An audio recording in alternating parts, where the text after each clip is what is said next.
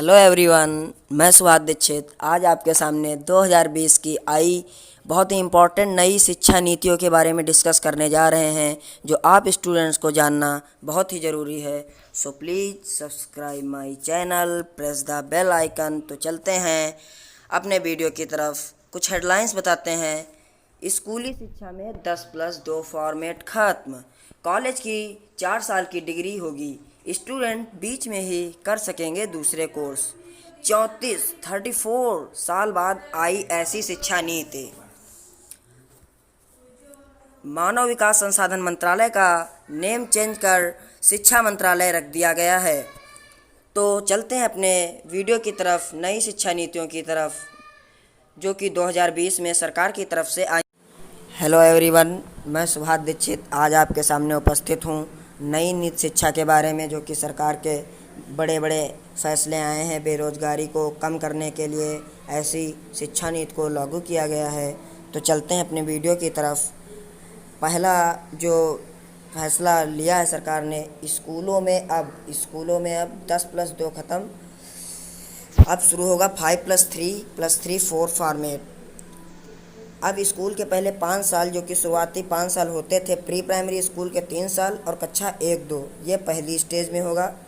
और दूसरी स्टेज इसके बाद की जो स्टेज है, इसके बाद 3 साल का मिडिल स्टेज, यानी 3 साल से 3, 4, 5 क्लास तक। फिर जो तीसरा स्टेज हमारा वो भी मिडिल स्टेज है, 6 से 8 तक, 6, 7, 8। अब छठी से बच्चों को प्रोफेशनल और स्किल शिक्षा भी दी जाएगी। और फिर हमारा जो 4th स्टेज आता है, इसमें 9th क्लास से 12वीं तक 4 साल का स्टेज होगा। इसमें छात्रों को अपना विषय चुनने की आज़ादी रहेगी। साइंस या गणित के साथ साथ फैशन डिजाइनिंग पढ़ने की भी आज़ादी होगी। दूसरी तरफ चलते हैं, छठी कक्षा से रोजगार परक शिक्षा। मतलब जब स्टूडेंट 6 क्लास से उसको रोजगार के प्रति जागरूक किया जाएगा, कैसे रोजगार में वो करें। और यदि स्थानीय इंटर्नशिप कराई जाएगी।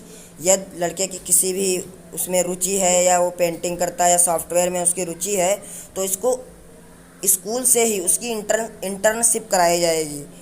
ये देखिए यहाँ पर जो इंटर्नशिप कराई जाएगी, स्कूल से ही उसको भेजा जाएगा। फिर 10वीं और 12वीं की बोर्ड परीक्षा आसान होगी। ये देखिए 10वीं और 12वीं की बोर्ड परीक्षा आसान होगी।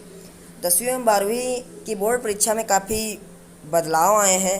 परीक्षाओं के महत्व को कम किया जाएगा, जैसे साल में 2 बार परीक्षाएं कराना, 2 हिस्सों वस्तुनिष्ठ और व्याख्यात्मक श्रेणियों में विभाजित करना आदि। शिक्षा नीति ने कहा है कि विभिन्न बोर्ड आने वाले समय में बोर्ड परीक्षाओं के प्रैक्टिकल मॉडल को तैयार करेंगे, जैसे वार्षिक, सेमेस्टर और मॉड्यूलर बोर्ड परीक्षाएं। तो मतलब यह है कि 10वीं और 12वीं की परीक्षाएं अब और आसान होंगी। इसमें अंकों को कम महत्व दिया जाएगा। 5वीं कक्षा तक मातृभाषा में पढ़ाई। मतलब अब जो 1 से 5वीं क्लास तक जो है इंग्लिश सब्जेक्ट की अनिवार्यता नहीं होगी। वो बच्चा वहाँ की अपनी लोकल भाषा में पढ़ सकता है या अपनी राष्ट्रभाषा में पढ़ सकता है, गुजराती या मराठी। लेकिन 1 से 5 क्लास तक अब इंग्लिश सब्जेक्ट की इतनी अनिवार्यता नहीं है। स्कूलों में ऐसे होगा बच्चों का परफॉर्मेंस आकलन। अब जो बच्चा होगा वो खुद भी अपना आकलन करेगा, अपने आप को स्वयं अंक देगा और उसके सहपाठी भी उसका आकलन भी उसका आकलन करेंगे। सेंटर परखा जाएगा। जो बच्चे सीखने की क्षमता का समय समय पर परीक्षण करेगा। 100% नामांकन के जरिए पढ़ाई छोड़ चुके करीब 2 करोड़ बच्चों को फिर दाखिला दिलाया जाएगा। तो इसका यह मतलब है कि अब जो खुद स्टूडेंट होगा किसी भी क्लास में अपना आकलन खुद भी कर सकता है, अपना परफॉर्मेंस उसमें अंक दर्ज करा और उसके सहपाठी भी उसके अंक दर्ज करेंगे कि वो किस प्रकार से, क्या उसका व्यवहार है, किस प्रकार से उसका नेचर है, क्या पढ़ने में है और शिक्षक। फिर ग्रेजुएशन में 3-4 साल की डिग्री, मल्टीपल एंट्री और एग्जिट। इसका मतलब ये है ग्रेजुएशन में 3-4 साल की डिग्री और एग्जिट सिस्टम। जैसे लोग कर लेते थे, ग्रेजुएशन करते थे, पहला साल किया और छूट गया उनका, तो फिर वो उनका साल बेकार ही हो जाता था, कोई फिर मायने नहीं रखता था। लेकिन अब जो आया है, अगर किसी ने भी अपना पहला साल फर्स्ट सेमेस्टर पूरा किया है तो उसको उसका सर्टिफिकेट मिल जाएगा कि फर्स्ट सेमेस्टर पूरा किया है। 2 साल बाद, 2 साल हो गए ग्रेजुएशन के और फिर उन्होंने छोड़ दिया, नहीं किया बाई चांस, तो फिर उसको 2 साल का डिप्लोमा मिल जाएगा, जिससे उसका बर्बाद नहीं होगा कि मान लिया 2 साल किया, बीए किया, फिर छोड़ दिया, तो उसका बर्बाद नहीं होगा। और 4 साल के बाद डिग्री मिल जाएगी, 4 साल के बाद डिग्री मिल जाएगी। यह छात्रों के हित में एक बहुत ही बड़ा फैसला है एंड लाभकारी फैसला है। नई नीति में एमफिल खत्म। नई शिक्षा नीति में एमफिल खत्म। देश की नई शिक्षा नीति लागू होने के बाद अब छात्रों को एमफिल नहीं करना होगा।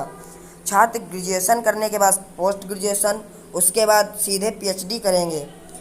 4 साल का ग्रेजुएशन डिग्री प्रोग्राम, फिर एमए और उसके एमफिल के बिना सीधे पीएचडी कर सकते हैं। नई शिक्षा नीति के तहत ये एक बहुत ही बड़ा फैसला है। अब होंगे यूजीसी, एनसीटीई और एआईसीटीई बनेगी एक रेगुलर बॉडी। कॉलेजों को कॉमन एग्जाम का ऑफर। नई शिक्षा नीति के तहत उच्च शिक्षण संस्थानों में प्रवेश के लिए कॉमन एंट्रेंस एग्जाम का ऑफर दिया जाएगा।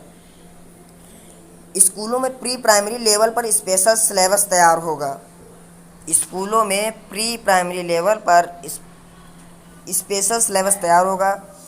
नई नीति में तकनीक के इस्तेमाल पर विशेष ध्यान दिया गया है। प्री प्राइमरी के लिए एक विशेष पाठ्यक्रम तैयार किया गया है, जिसके साथ वो खेल कूद के साथ, अब जो 1 से 5 क्लास के जो बच्चे हैं वो खेल कूद के साथ अपनी पढ़ाई का अध्ययन करेंगे।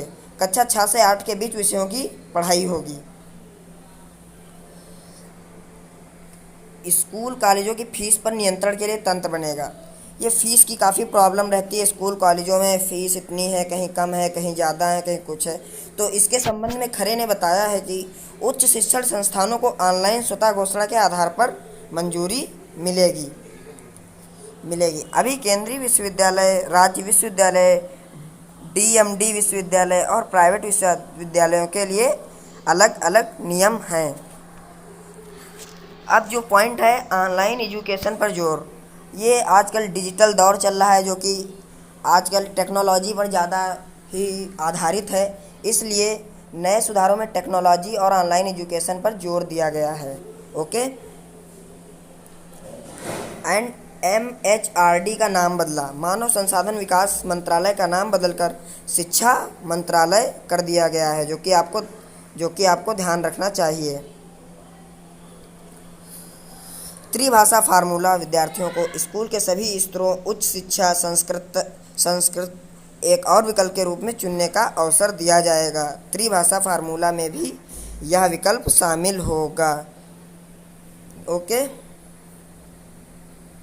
तो यही सब आज की शिक्षण संस्थान से काफ़ी स्पेशल न्यूज़ आई थी जो कि हमने आपको बता दी। So thanks for watch my video. इनको ध्यान में रखें और देखें।